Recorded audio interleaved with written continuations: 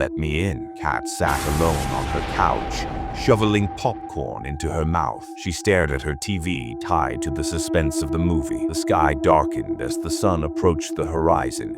Hidden behind the ocean of trees, her house lay among. One lone tree stood in the center of her yard, visible through the living room window. A menacing presence filled the area, yet to make itself known. Kat was glued to her movie, but still able to catch a glimpse of a black object aimed at her door. Thud! Kat jumped, startled by unexpected disturbance, spilling the popcorn. "What the hell?" she whimpered, approaching the door. The doorknob was cold in her hand. Her heart pounded in her chest. The hinges squeaked as the door creaked open. A rush of cold air washed Kat's face as her eyes scanned the dim yard. Nothing could be seen. Nothing made a sound. She slowly shut the door, then cleaned up the popcorn. She had just sat down when another black object hit her door with a louder thud than before. She looked at the tree in the yard, almost certain she saw what threw it. Kat sat there watching the tree, waiting for something to happen. "It's just some kids," she thought.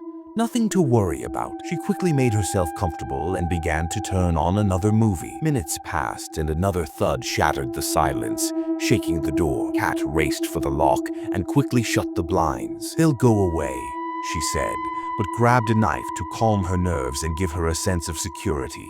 Tap, tap, tap. She heard light pecking on the living room window. The pecking grew louder, faster. She froze there in place, staring at the windows as the tapping became more profound. She was afraid to investigate, but brave enough to stand her ground. Her home was small and every hiding place would be too predictable. Besides, she didn't want to hide.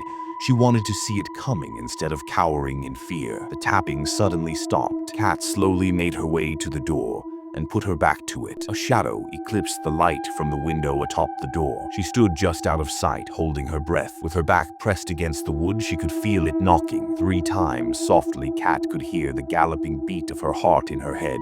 Her anxiety raised to the peak. 3 more knocks hit the door, harder this time. "Let me in." A hoarse whisper slipped through the door and into Kat's ears.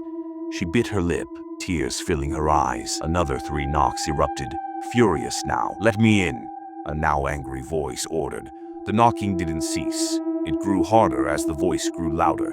"Let me in! Let me in! Let me in!" The knocking grew so fierce it could have shattered the door. Tears leaked from her eyes. "What do I do?" she thought. "Should I open the door?" The knocking was more than she could bear. "I know you're in there, Kat," it said. Her stomach twisted. Her breath caught in her throat and tears now streamed down her face. "Go away," she shouted finally. "Let me in," it screamed in response. "Leave me alone," she cried. The voice and the knocking echoed in her head, making her more nauseous than before. Reaching for the lock hesitantly, she sucked up her tears and held her breath, unlocking the door and throwing it open. Nothing was there. The tree stood in the yard, unmoving. No wind, nothing. She shut the door, shaking in fear. With the click of the lock, the room grew cold.